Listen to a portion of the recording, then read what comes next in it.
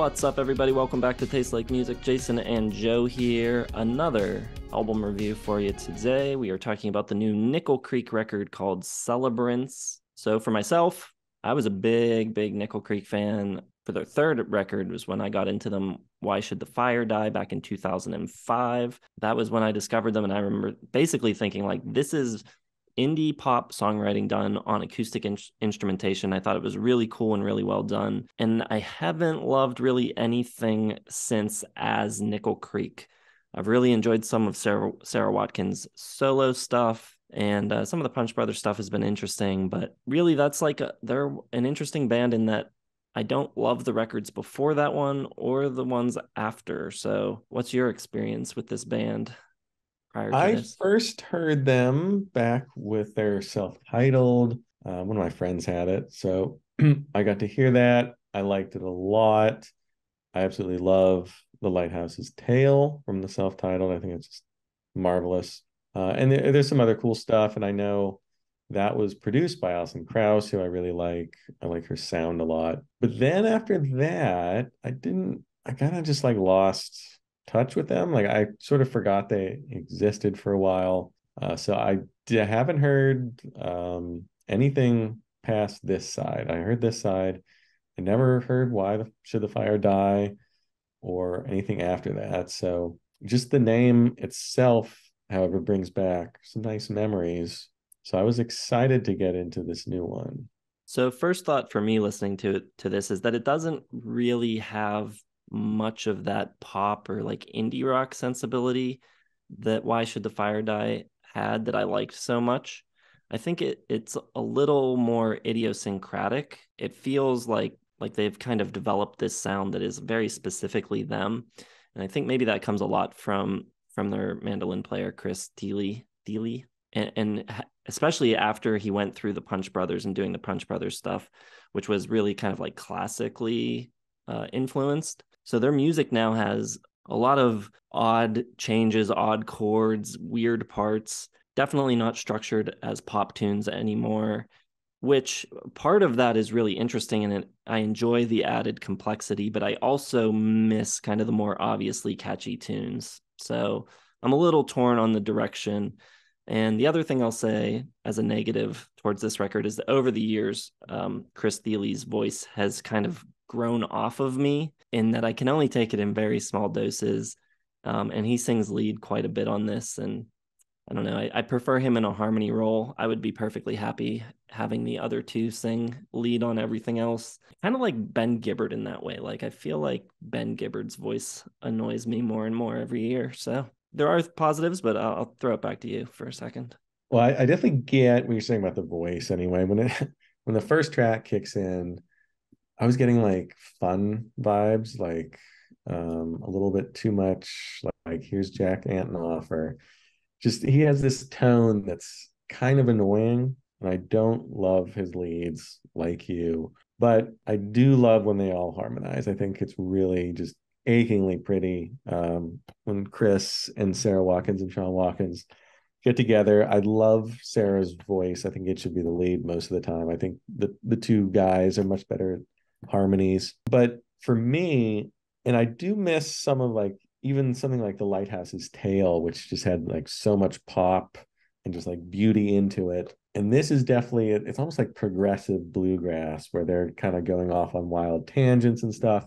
However, I just love the way it sounds. Like I could listen to this combination of instruments, like that kind of scratchy acoustic guitar, that jangly mandolin, the violin leads and solos and everything. Upright bass, I think, sounds fantastic throughout.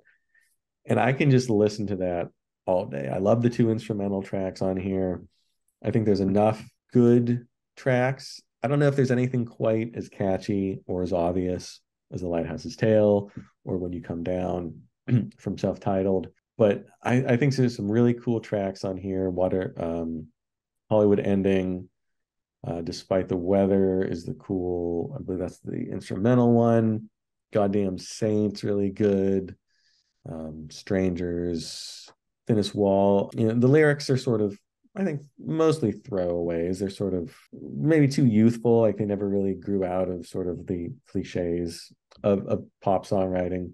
But I can just listen to the music as much as possible. And there's 18 tracks, 59 minutes of it, despite it sounding, I think, really good. And the production's great and the playing's great and everything. But there's a lot of unexpected twists and turns and sort of extended solos and them almost like jamming out. But when they do get together with those just incredible harmonies, something like New Blood, it's just perfect. Like the vocal performance on there is perfect, and just the sound of it all, like that Alison Krauss Union Station bluegrassy. Just I eat it with a spoon, and I can't get enough. So I like that. I can definitely listen to this and just drink it all in. So 4 stars for me for this one. So the things I like about it, I agree with you. I think it sounds great. I think the production is really good. I love their sound in general, just their overall aesthetic sound, and it's well recorded.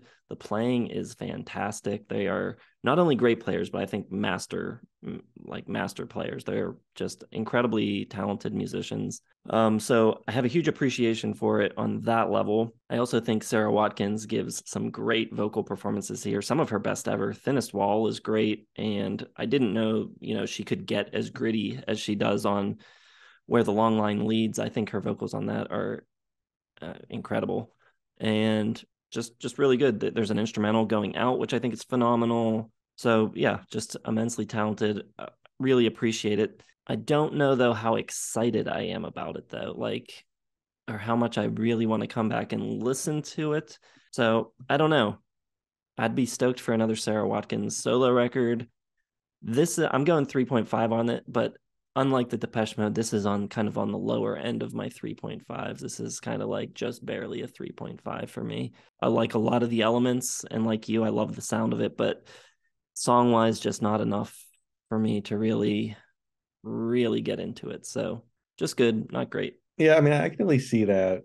And I don't think the songwriting is like at a 5 star or even, maybe not even a 4 star level, but for me, it's just like this fills a role in my listening experience for this year that I don't think anyone else is going to fulfill or touch or sound like this at all.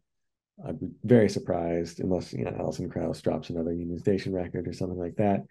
So that I definitely will see myself going back to this and listening again just when I want that like experience, when I want to just get lost in the musicianship that they can provide. So that's why I go to 4 stars for something like this. It's just new, different enough, especially in today's music, that I want it. I want to hear it. All right, so let us know where you fall on this record. If you've heard it, drop it down in the comments. Make sure you hit the like button, subscribe to the channel if you have not yet done so, and check the video descriptions for links to all of our social media and our Patreon. Check it out. Make sure you hit the bell, all that good stuff. Thanks for watching. We'll see you in the next one.